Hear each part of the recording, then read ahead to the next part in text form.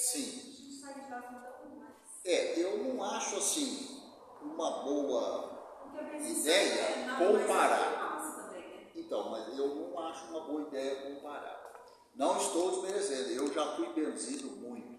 Era comum minha mãe me levar, né? Aí você fala, mas então a benzedeira ela está sempre pronta para dar para benzer. O espírito está sempre ali de plantão, de prontidão. Claro que não.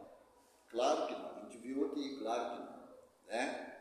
Então é onde a gente sabe disso. Muitas vezes a benzeção funcionava e outras vezes não funcionava.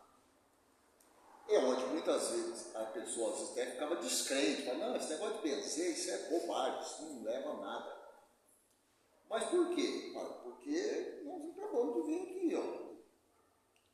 Tem que ter a preparação. Agora, a benzedeira, eu acho assim, ela tem a preparação dela. Ela tem a preparação dela. Às vezes até ela prepara o ambiente, ela sempre, pelo menos comigo, ela sempre no mesmo lugar, na mesma salinha da casa dela, o mesmo ritual não mudava, né? Então, assim, eu acho que uma preparação mínima existia, né? Agora, nem de longe nós podemos nos comparar, porque a gente trabalha no passe, não jamais vamos nos comparar a uma benzedeira. Eu, pelo menos, jamais vou me comparar. Eu tenho uma ideia assim, normalmente as benzedeiras que eu vi e levava meus filhos, levei minha neta, a benzedeira de criança. Então, o campo magnético dela, de positividade, e a criança está carregada de campo negativo. Por exemplo, não dormia nem nada. Nessa hora, eu entendo que ela não precisa do espírito para vir dar um passo nele, não é um passo, é benzer. Então, ela, sem saber o que é benzedeira das pessoas antigas, sem ela saber, ela conseguia, através da energia dela, tirar aquela energia negativa da criança. Por quê? Eu assistia, a criança não dormia, se chegava lá, ela benzia e tal, ia embora, a criança desmaiava, dormia até muito. Mas por quê? O campo magnético que nós transmitimos para a criança, que gracinha, não sei o que lá, de repente nós estamos transmitindo muita carga para a criança, muita carga que ela vai carregando. E a benzedeira tem a magia dela de não precisa, eu acho que ela não precisa de espírito quando vem aqui para dar paz. Ela descarrega essa energia, que tudo é energia. Entendeu? Entendo assim. É igual aqui, tem pessoas que não recebem o passe aqui. Elas entram lá e tudo, mas elas não recebem o passe. Por quê? Não tem um mínimo de preparação. Você vê, volta e meia o celular toca lá dentro. O celular toca dentro da sala de passe. A pessoa entrou com o celular. Né? Então, por aí você já vê que não tem uma sintonia. Não tem uma sintonia. Um celular tocando lá dentro. Eu já vi incomodado do celular tocar aqui, durante a palestra aqui. Imagina lá dentro do passe. Né? Então, eu acho que é por aí. É isso. Né? A benzedeira pode ter já o fluido, e ela usa esse fluido. No caso da benzedeira, eu penso diferente. Quando você sai de casa para ir lá, igualzinho você sai de casa para vir tomar o passe. Você já começa a receber, Deus da hora que você vai pedir. Aí o pensamento do pai, da mãe, de quem levou a criança lá é diferente. Então já começou a receber. E se não tivesse vindo, já ia receber. E a questão da fé, né, gente? A pessoa tem que ter fé. Não adianta. Pode ser o espírito top de linha, o passista top, todo mundo top de linha. Mas aí a pessoa que entra lá não está sintonizada. Está pensando, nossa, está demorando demais, que eu tenho compromisso às 8h30, não sei o quê, e vai chover. Quer receber o passe?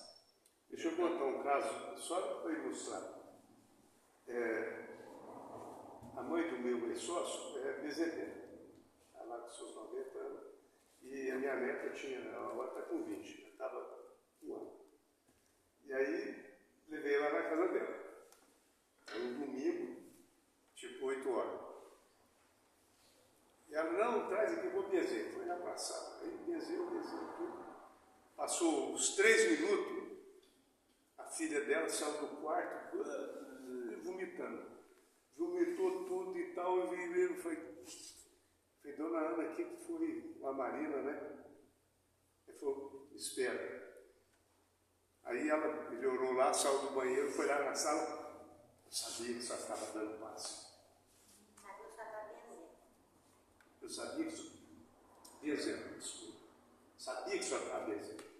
Eu acordei, transmiti para ela a energia e ela chegou a vomitar.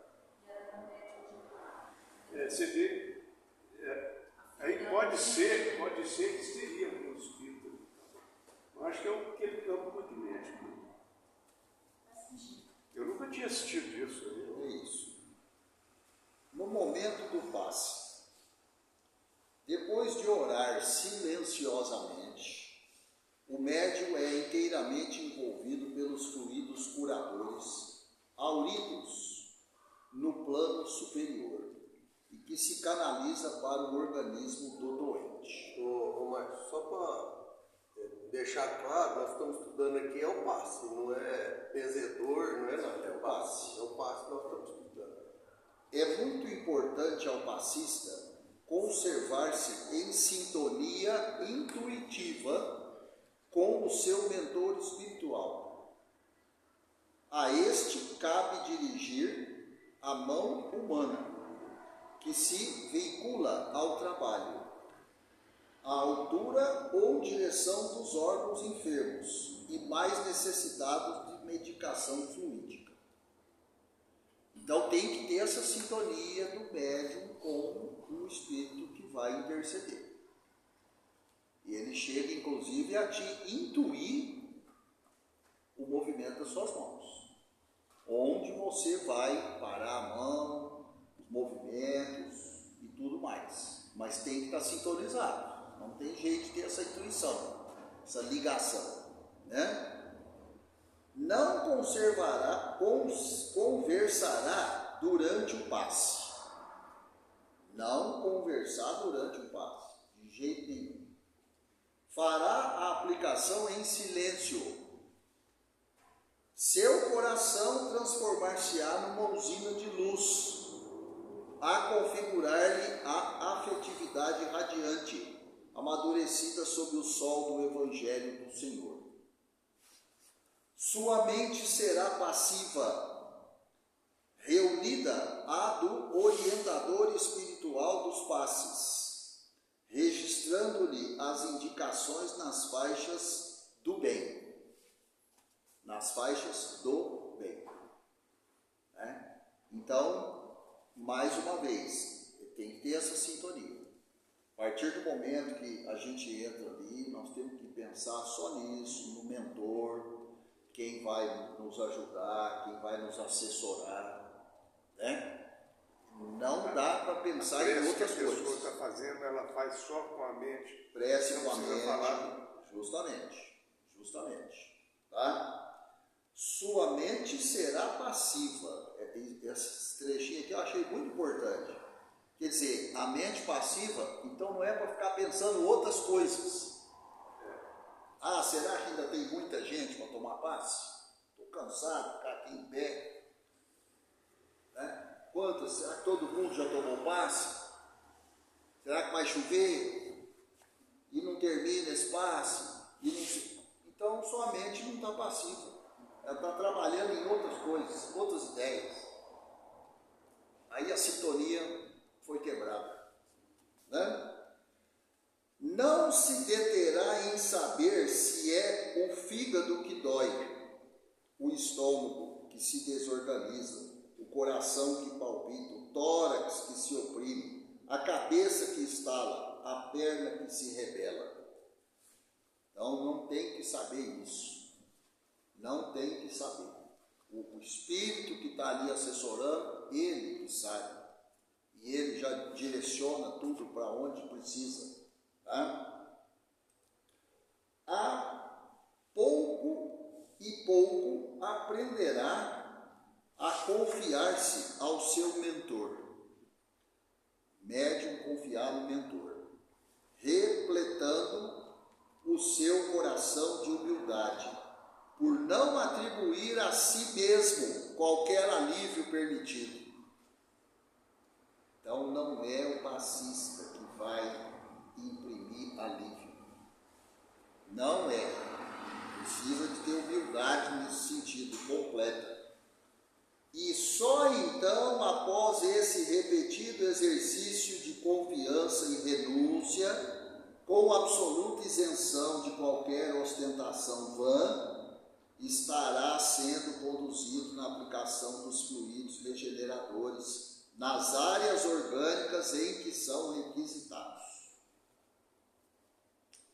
Deve combater os receios com médium, passista, tem que combater isso. Será que eu estou correspondendo? Tem que ter essa preocupação. Tem que ter preocupação em estar sintonizado com o mentor. Pronto. Esquece o resto. Esquece o resto. Tá? Para onde que vai o passe, os fluidos? Não preocupa. Tá? Não preocupa. Será nesta região que deverei demorar minhas mãos? Tem que ter essa preocupação. Né? Porque essa pessoa sentou aqui, porque ela disse que queria tomar passe comigo, e antes de começar os trabalhos, ela falou que está com uma dor nas costas, por isso que ela sentou aqui, aí então eu vou pôr a mão nas costas dela. Nada a ver isso. De repente o problema não tem nada a ver com as costas. O espírito que sabe o que é o problema. De repente está doendo as costas, mas a causa é outra. É outro problema que a pessoa tem. Aí o reflexo é uma dor nas costas. Quer dizer que ela tem um problema nas costas.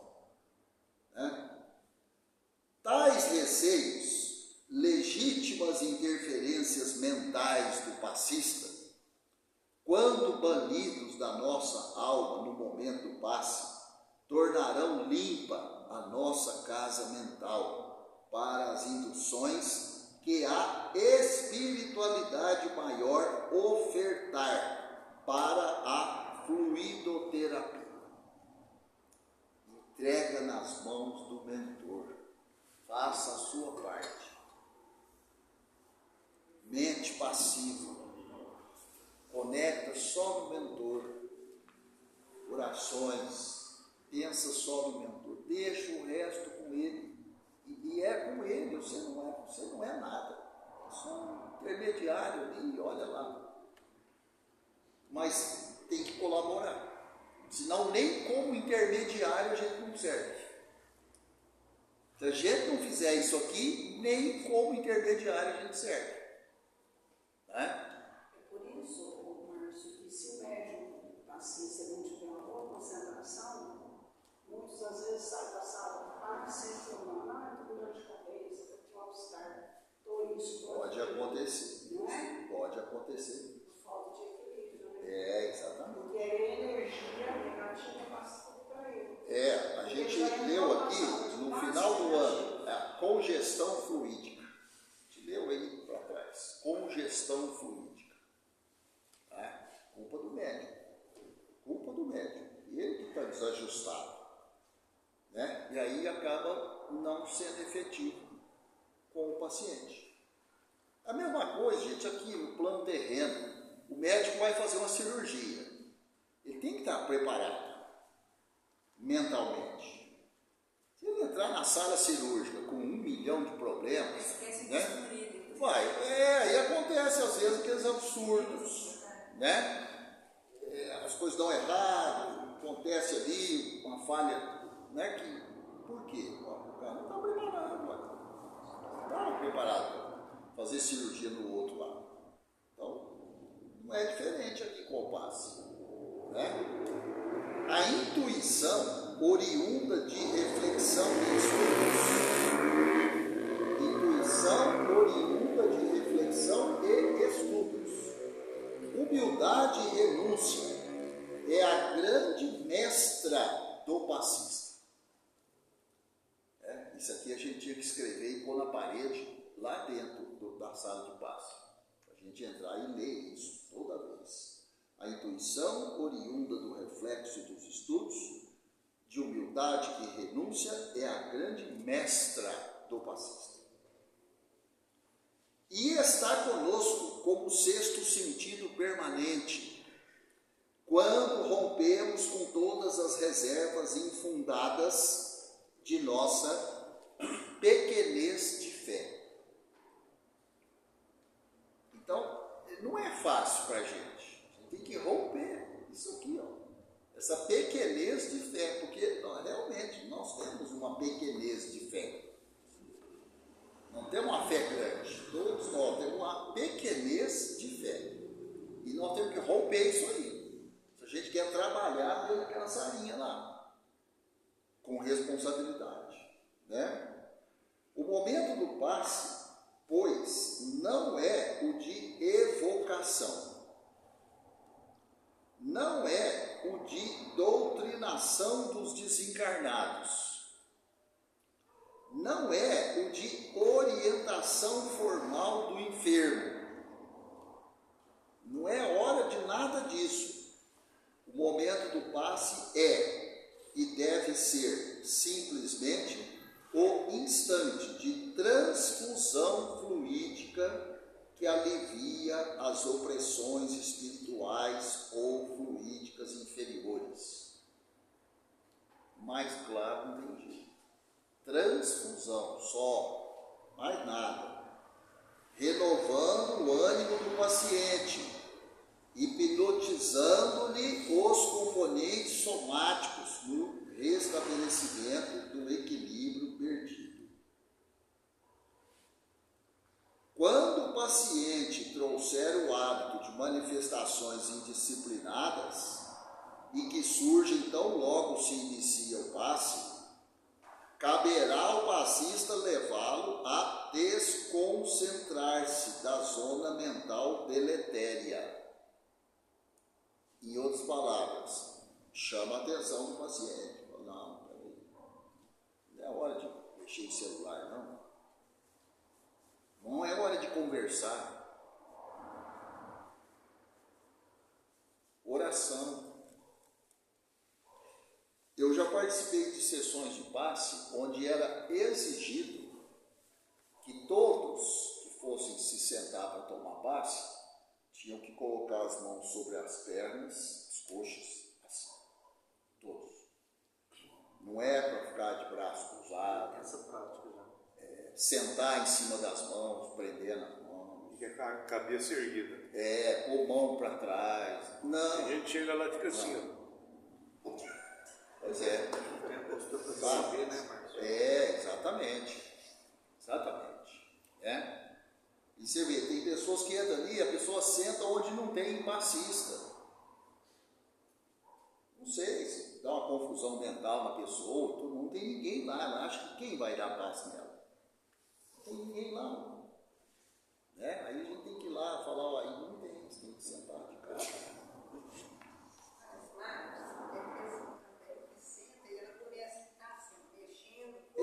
Tem um monte de disciplina dentro do banco, eu não sei o que. Então, isso aí não aí pode. Parece que até a gente fica desconfortável de dar o passo naquela pessoa. Fica difícil concentrar. A gente pode chamar a atenção, claro, com educação, com jeito, falar, vamos tomar um passe, quietinho aí, né? Então, caberá ao passista levá-lo a desconcentrar-se da zona mental deletéria. O que é a zona mental deletéria? São as ideias que essa pessoa levou para dentro da sala do passe. Ela entra lá, a cabeça dela está em outro planeta. Como é que ela vai tomar passe? Então você falou, agora você vai tomar o passe Né? Por isso que eu tenho falado aqui, de uns tempos para cá, falo, gente, agora nós vamos para o passe. Então quem fica aqui esperando a vez chegar, fica orando. Fica orando. Né? É para ficar conversando e tudo, mexendo em celular. Não, até chegar a minha vez eu vou olhar o WhatsApp aqui. Pode. Eu acho que além disso aí, você está certinho. Alertar desse tipo. Você já pode alertar mais ainda a posição do quem vai tomar o passo. Fica com as pernas cruzadas, tem gente que põe as mãos assim, ó. No dia eu vou tirar a mão, as mãos desse tipo, não precisa Pois pensando. Né? Aí orientar aqui, ó, a posição, ó, fica assim, assim. Porque muita gente não sabe, mas não. Exatamente. A função nossa é instruir, por isso que nós estamos estudando. Né? Isso mesmo. Pedirá que relaxe os músculos. Aí, como é que eu vou relaxar músculos se eu ficar desse jeito aqui? Não tem jeito de relaxar. Desse jeito aqui, não tem como relaxar, não. Né? Braço cruzado. Isso não pode ser pedido lá dentro, a hora que começa o passe? Pode, a gente pode falar aqui sobre o comportamento geral, né? Se alguém lá dentro estiver fora do esquema, a gente pede. Né, com educação e tudo, mesmo porque lá dentro não é para ficar conversando também. Tem que ser. Aí se as pessoas for acostumando, aquele que vem aqui de vez em quando, na hora que ele entra lá e vê a turma que sempre toma passe, ele copia. Gente, nós somos mesmo, o ser humano é disso. Quando você chega num lugar que para você é estranho, primeira coisa que instintivamente você faz, deixa eu ver como é que está todo mundo, que eu vou ficar igual, pronto. Não vou dar fora. Está todo mundo sentado. Eu vou chegar e vou sentar, eu vou chegar e vou ficar em pé. Todo mundo está sentado. Eu chego e fico em pé. Assistiu ontem, passaram para mim, na rede social, sobre isso aí que você está falando, as pessoas. Aí foram determinadas pessoas programadas. Entraram dentro do elevador e ficou todo mundo virado com coisa. Aí o cara não sabia o que fazer, ele acabou virou também. O ser humano é desse jeito. É um ser humano normal, claro. Porque tem um ser humano que não é normal. Então não serve igual. Né? Nós somos desse jeito. Muito bem. Pedirá que relaxe os músculos, desligá-lo-á de quaisquer pensamentos sobre a espiritualidade. Desligado assim, se anda no decorrer dos passes, ele demonstrar proximidade de convulsões ou súbita incorporação. Nada mais útil e genuinamente cristão que o de, novamente, interromper os passes e repetir todas as instruções de desconcentrar-se, de relaxamento muscular, de desligar-se mentalmente. Viu? Mensalmente. Não é mensalmente, não, é desligar-se mentalmente. Acho que está bem claro, isso é mentalmente. Tá? Então tá, isso aí foi tirado lá do livro Passe e Passista, capítulos 14 e 28. O livro é do Roque Jacinto. Tá? Então, lá dentro não é lugar disso mesmo, não. A pessoa começa a ter uns trejeitos lá, né? E mexe, parece que vai incorporar. Não é lugar disso. Não é. Pode interromper, vamos tomar um passe. Fica calmo. Tá? Entra em oração. Pronto. Mais nada. Não é lugar. Porque senão você já pensou bagunça que vira dentro da sala do passe? Né? Então não é. É igual aqui durante palestra e tudo, não é lugar de incorporação de ninguém, de ter, sabe? A finalidade não é essa. Tá? Não precisa disso. Né? Muito bem. Vamos continuar ou para aqui? Para ir para o outro livro? Vamos para outro livro, né? Que aí terminou o tópico, né? Isso aqui para a semana que vem, ó. Câmara de Passes. Acabando o livro, né? Do passe. Não falta muita coisa não. Então, deixa eu marcar aqui. Câmara de passes.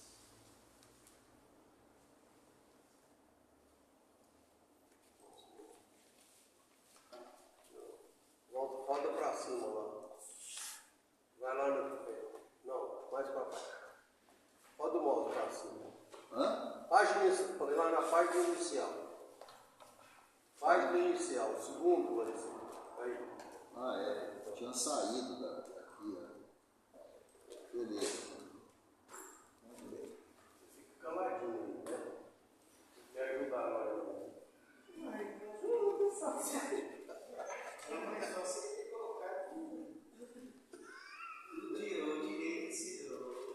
Agora, a Gênesis.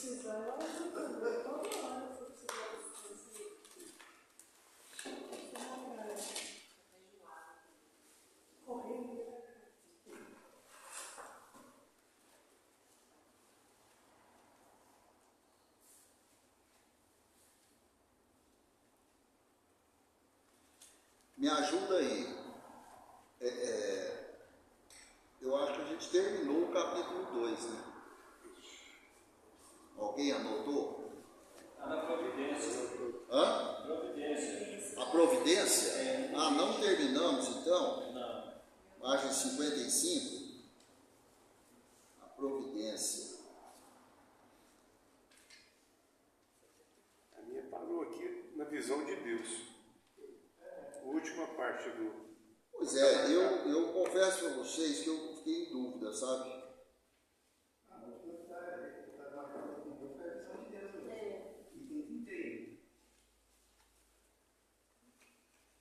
Para frente, né, da providência. Eu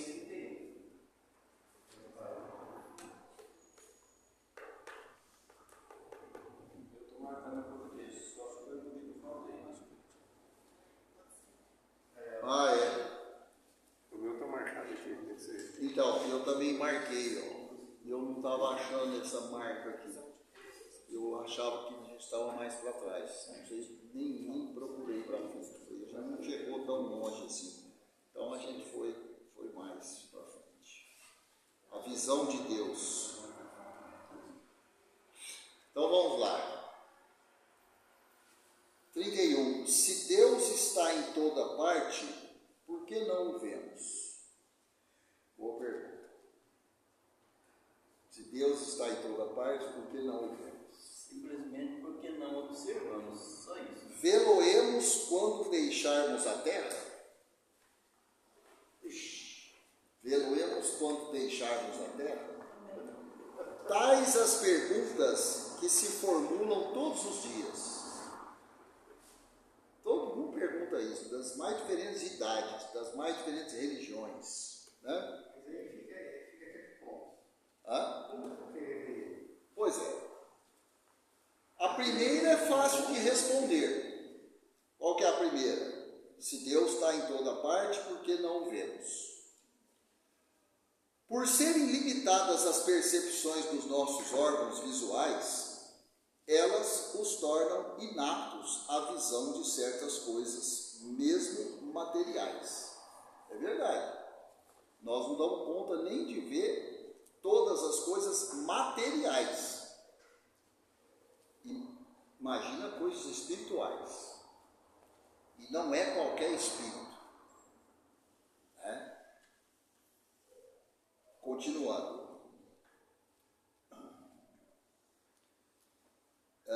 Assim é que alguns fluidos nos fogem totalmente à nossa visão e aos instrumentos de análise. Entretanto, não duvidamos da existência deles. Ninguém duvida que existe Deus, ainda que você não o veja. Né? Vemos os efeitos da peste, mas não vemos o fluido que a transporta. Né? Época aí da Covid, a gente não via o coronavírus. Sei lá, no laboratório, microscópio lá, né? Mas o ser humano pobre mortal não viu o coronavírus, mas ele sabia que ele estava aí, infectando Todo mundo, né? Então vemos os efeitos da peste, mas não vemos o fluido que a transporta. Vemos os corpos em movimento, sob a influência da força de gravitação, mas não vemos essa força. De fato, né? Se eu pegar isso aqui e soltar, vai cair. Gravidade.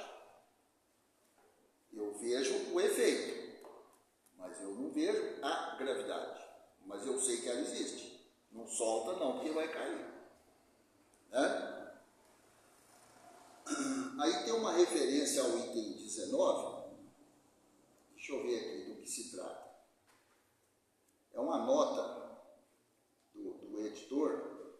Kardec escreveu de acordo com os conhecimentos da época, antes de 1894, ano em que se descobriu que a doença peste bubônica, né, a peste negra, também conhecida como peste negra, era devido à bactéria Yersinia pestis, em homenagem ao bacteriologista francês Alexander Yersin, né?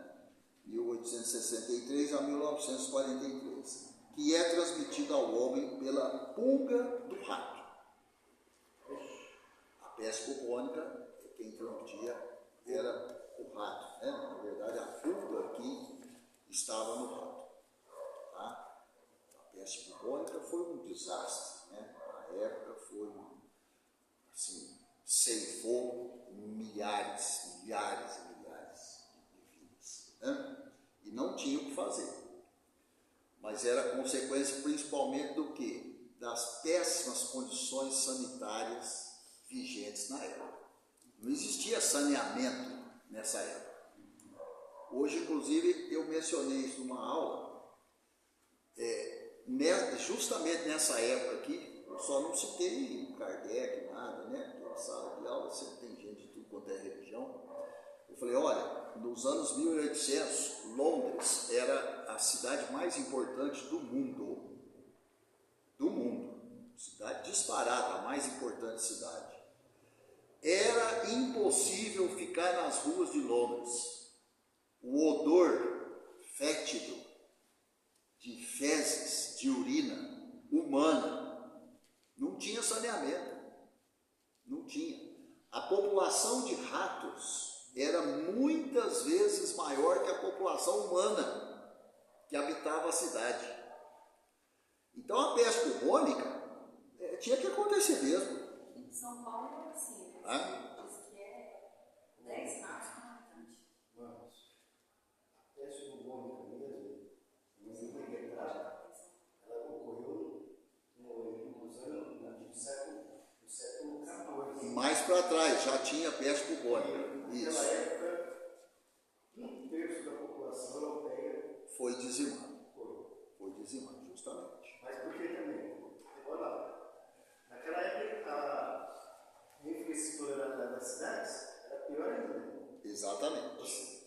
Era comum dentro das casas ter os animais, ter a palha, tudo que era sujeito estava dentro das casas. Ficava tudo junto, compartilhado. É o problema de hoje, onde aí os lugares aí das cidades, das periferias, que não tem o saneamento, né? E não adianta também ter o saneamento se o comportamento da pessoa não é educado. Na nossa casa, fica sem limpar a sua casa, fica sem pôr o lixo na rua. Vai lá ver o que vira a sua casa, de inseto, de tudo. Começa a aparecer de tudo, né? O vizinho, quando o vizinho não é zeloso com o quintal dele, você acaba sofrendo as consequências. Então é isso. 32. Os nossos órgãos materiais não podem perceber as coisas de essência espiritual. É o que a gente comentou. Unicamente com a visão espiritual é que podemos ver os espíritos e as coisas do mundo imaterial.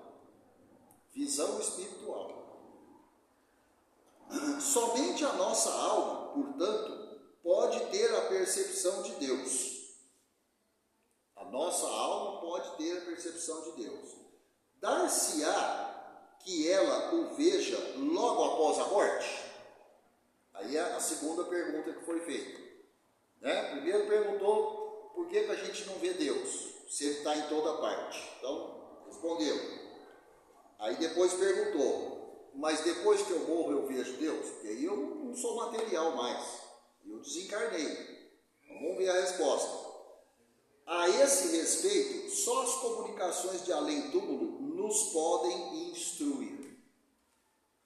Por elas sabemos que a visão de Deus constitui privilégio das mais purificadas almas e que bem poucas, ao deixarem o envoltório terrestre, se encontram no grau de desmaterialização necessária a tal efeito. Você já sabia disso? Tem um grau evolutivo que nós não damos conta nem de imaginar que tamanho que é esse grau evolutivo, né? Uma comparação vulgar tornará facilmente compreensível essa condição. 33. Uma pessoa que se acha no fundo de um vale, envolvido por uma densa bruma, não vê o sol. Fundo do vale, uma bruma densa, eu não vou ver o sol. Tá. Entretanto, pela luz difusa, percebe a claridade do sol. Você sabe que tem o sol, tudo pela difusão da luz. Mas você não está vendo o sol. Entretanto, pela luz difusa, percebe a claridade do sol. Se começa a subir a montanha, à medida que for subindo, ascendendo, o nevoeiro se irá dissipando e a luz ficará cada vez mais viva. Todo mundo já viveu essa experiência, aqueles dias de muita neblina, né? A neblina vai se dissipando, sua visibilidade vai melhorando. Você começa a enxergar mais distante, né? Seu campo visual muda. Quando a neblina estava densa, você não estava enxergando nada na sua frente. Todo mundo já viveu isso aí, né? Contudo, ainda não verá o sol. Se depois que se haja elevado acima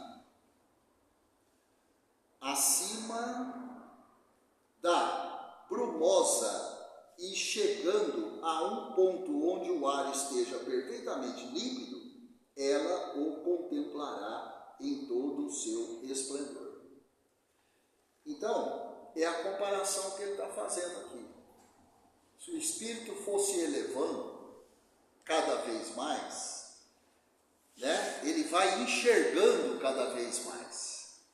Ele vai ter acesso a entidades espirituais cada vez mais intensas. Mas por quê? Porque ele está se elevando. Então, a mesma questão aqui do nevoeiro, da neblina, né? Vai dissipando, eu vou clareando a minha visão, certo? Uma boa comparação que foi feita. O mesmo se dá com a alma. O envoltório perispirítico, conquanto nos seja invisível e impalpável, nosso perispírito, né? É com relação a ela verdadeira matéria, ainda grosseira demais para certas percepções. Então não é para qualquer um ver o perispírito. Tem que ter um certo grau evolutivo para enxergar o perispírito. Tá? Esse invólucro, porém, se espiritualiza à proporção que a alma se eleva em moralidade. As imperfeições da alma são quais camadas nevoentas que lhe obscurecem a visão. Então não tenha dúvida, aquele que, por exemplo, tem a vidência, esse é um caso que o nevoeiro já é um pouquinho menos denso. Eu não tenho evidência, não escuto o espírito, não sinto o espírito, eu não sinto nada. Então você ainda está envolto num nevoeiro bem denso, viu, Vó? Que é o seu caso. Né? Você está olhando para mim porque você é o próprio exemplo. Né? Então, se eu sou muito material, como que eu quero ver Espírito? Ver Espírito, escutar Espírito, conversar com eles. É muita pretensão da minha parte. Eu sou matéria pura, só penso em matéria, extremamente vinculada à matéria. Aí eu quero ter ligação com as coisas do plano espiritual. Que arrogância é essa? E quando você vai sentir, você não tem nada disso, mas você sente cheiros? Você tem? Você não acontece nada, mas você sente perfumes. Você está começando, o seu nevoeiro está apresentando uma leve dissipação. Coisa pequena, mas está. Já é alguma coisa. É assim mesmo que começa. Ele não vai acabar de uma vez. Nem um nevoeiro acaba de uma vez. Ele vai diminuindo. Nunca vi sentir tanto perfume igual eu. Ah, pois é. Comemore Outro com humildade. Comemore com humildade. Tanto perfume na minha sala, eu vendo televisão, estava tanto perfume. E não é o Júnior. Mas o perfume, não, ele estava dormindo. É. O perfume tão bom. Tá passando esse perfume lá, você vai Ó, eu às vezes em televisão eu fui dormir. Júnior está mais com esse perfume aqui do jardim. É isso aí. Ei, Júnior. As imperfeições da alma são quais camadas nevoeiras que lhe obscurecem a visão. Cada imperfeição de que ela se desfaz é uma mácula a menos. Todavia, só depois de se haver depurado completamente é que goza da plenitude das suas faculdades. Está muito claro. Quantas máculas nós temos ainda nas nossas almas? Quantas? Então a gente tem que se livrar disso aí. Tem que se livrar disso. Não existe outro plano B aqui. É esse aqui, o plano. Só esse. Né? Aí já está respondendo, né? Mas por que eu não vejo Deus? Depois que eu morrer, eu vou ver? Não vai ver, não. Porque a mácula está na alma, não está na carne. Não está nos ossos. A mácula está na alma. É um problema de moral. Então não vai ver também depois que morrer, não. Vai continuar não vendo.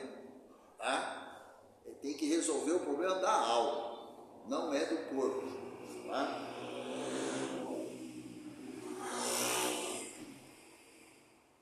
Vamos terminar então. 34. Sendo Deus a essência divina por excelência, unicamente os espíritos que atingiram o mais alto grau de desmaterialização o podem perceber. Só os espíritos que atingiram o mais alto grau. Pelo fato dos espíritos imperfeitos não verem a Deus, não se segue que eles estejam mais distantes de Deus do que os outros. Esses espíritos, como os demais, como todos os seres da natureza, se encontram mergulhados no fluido divino, do mesmo modo que nós o estamos na luz. O que há é que as imperfeições daqueles espíritos são vapores que os impedem de vê-los. Está entendendo isso? Quando o nevoeiro se dissipar, vê-lo-ão resplandecer. Para isso, não lhes é preciso subir, nem procurá-lo nas profundezas do infinito. Desimpedida a visão espiritual das bélidas que a obscureciam, eles o verão de todo lugar onde se achem, mesmo na terra, porquanto Deus está em toda parte. A gente estudou isso aqui antes, no final do ano passado. Não existe um lugar, Deus está lá. Não, o trono. Ele está em toda parte. Em toda parte. Não existe a palavra lugar. Qual que é o endereço de Deus? Não tem. Não precisa colocar no GPS, não precisa pôr no Waze, não tem. Ele está em toda parte. Não precisa preocupar com isso. Tá? É você que precisa se melhorar. À medida que você for melhorando, você vai começar a ter cada vez mais noção de Deus. E não tem que procurá-lo, porque Ele está junto da gente. Até de nós que somos muito atrasados. Só que a gente não consegue ver. Nevoeiro é muito denso. Né? 35. O espírito só se depura com o tempo, sendo as diversas encarnações o alambique, em cujo fundo deixa de cada vez algumas impurezas. Encarnação após encarnação, vai depurando. Né? Com abandonar o seu invólucro corpóreo, os espíritos não se despojam instantaneamente das suas imperfeições. Quem dera, né? Razão porque depois da morte não veem a Deus mais do que o viam quando vivos. Vamos falar isso. Mas à medida que se depuram, tem dele uma intuição mais clara. Não o veem, mas compreendem-no melhor. A luz é menos difusa. Quando, pois, alguns espíritos dizem que Deus lhes proíbe, respondam a uma dada pergunta. Não é que Deus lhes apareça ou dirija a palavra para lhes ordenar ou proibir isto ou aquilo. Não. Eles, porém, o sentem. Recebem os eflúvios do seu pensamento, como nos sucede com relação aos espíritos que nos envolvem, em seus fluidos, embora não os vejamos. A gente não vê também. Mas fala, eu tive uma intuição e foi meu anjo da guarda. Pois é, você não está vendo seu anjo da guarda. Mas você já tem uma capacidade de sentir. Né? Ter um sonho, acordar com a resposta de um problema, um conselho. Eu tinha uma dúvida, acordei no dado dia e eu estava com a dúvida esclarecida. Né? Então, quer dizer, um pouquinho de nevoeiro a gente vem dissipando. A gente está evoluindo. Pouco, mas a gente está evoluindo. Né? 36. Nenhum homem, consequentemente, pode ver a Deus com os olhos da carne. Se essa graça fosse concedida a alguns, só o seria no estado de êxtase, quando a alma se acha tão desprendida dos laços da matéria que torna possível o fato durante a encarnação. Tal privilégio, aliás, exclusivamente pertenceria a almas de eleição, encarnadas em missão e não em expiação. Almas em missão e não em expiação. Né? Porque as almas em missão, essas já têm uma elevação maior. Tá? Mas como os espíritos da mais elevada categoria refulgem de ofuscante brilho, pode dar-se que espíritos menos elevados, encarnados ou desencarnados, maravilhados com o esplendor de que aqueles se mostram cercados, suponham estar vendo o próprio Deus. Suponham, não estão vendo. É como quem vê um ministro e o toma pelo seu soberano. Então, é o equívoco. Não, porque eu tive aí um acidente e eu vi Deus. Você supõe que você viu Deus. Não tem elevação para ver Deus. É uma suposição. É a sua você materializou isso na sua mente. Mas você não viu. Não viu. Tá? Você não tem evolução espiritual para isso. Nenhum de nós temos isso. Então vamos parar aqui no 37. Está faltando só ela. Hã? Só ela para terminar. Só ela? Não é grande, né? Vamos terminar. Vamos terminar. Sob que aparência se apresenta Deus aos que se tornam dignos de vê-lo? Qual a aparência de Deus? Para aqueles que têm a dignidade de vê-lo. Será sob uma forma qualquer? Sob uma figura humana? Ou como um foco de resplendente luz? Como que é visto Deus? A linguagem humana é impotente para dizê-lo. Não temos como responder. Não temos linguagem, não temos nem vocabulário para falar sobre isso. Porque não existe para nós nenhum ponto de comparação capaz de nos facultar uma ideia de tal coisa. Você conhece um espírito com elevação suficiente para ver Deus? Creio que não. Você já teve contato com um espírito desse? Creio que não. Ah, mas esses grandes nomes aí, Chico Xavier, Divaldo, falta muito. E eles viviam falando isso durante a encarnação deles inteira, eles falaram. Que quando alguém chegava, desculpa a expressão, mas é isso mesmo, quando alguém chegava enchendo a bola do Divaldo, do Chico, eles já passavam o corretivo uma hora. Que isso? Você não pode falar que eu sou tudo isso, não, porque eu não sou nenhum décimo disso aí que você está falando que eu sou. Aí a pessoa, não, mas se eu ser, Chico, não é isso, o que sobrou para mim então? Então, não sobrou nada para você. Não sobrou nada. Se o Chico não chegou, e ele mesmo está falando que não chegou nem nos pés, então coloque-se no seu lugar, para você entender quem que é você. Né? E quando eles falavam isso, dava esse puxão de orelha, era a demonstração de humildade. Né? Agora, tem aqueles que às vezes, quando são enaltecidos, se envaidecem. Aí é onde se perde. Facilmente se perde. Por quê? Porque a vaidade toma conta. Né? Continuando.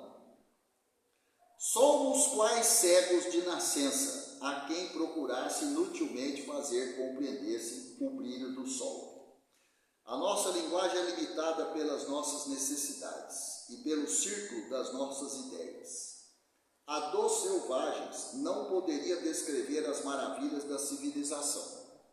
A dos povos mais civilizados é extremamente pobre para descrever os esplendores dos céus. A nossa inteligência é muito restrita para os compreender, e a nossa vista, por muito fraca, ficaria deslumbrada. Em outras palavras, não temos a habilidade ainda desenvolvida. Temos muitas máculas na nossa alma. O nosso nevoeiro ainda é muito denso, ainda que alguns, né? Tem aí os momentos de um pouquinho menos densidade, tem uma mediunidade aflorada. Quantos não têm uma mediunidade? Né? Então, faça bom proveito. Continue evoluindo. Imagina quantas encarnações foram necessárias para chegar, por exemplo, na existência atual com um dom mediúnico. Não, porque eu tenho a vidência. Pois é, eu não ganhei isso de uma existência para outra. Eu devo estar investindo nisso há quanto tempo? Aí, nessa veio o dom da vidência.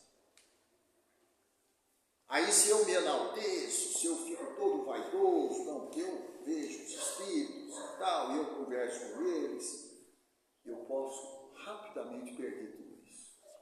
É fácil de se perder na vaidade, no orgulho, na soberba, né? Que são coisas muito materiais. isso que a gente tem que ser vigilante com essas coisas. A humildade sempre em primeiro lugar. Né? Bom, terminamos aqui. Aí começa agora sim o capítulo 3. O bem e o mal.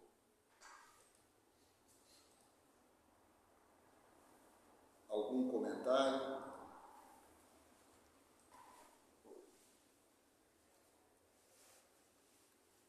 Está denso o nevoeiro, hein?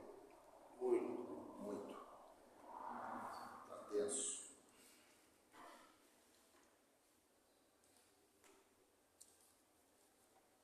Amanhã nós temos o início do projeto do filme.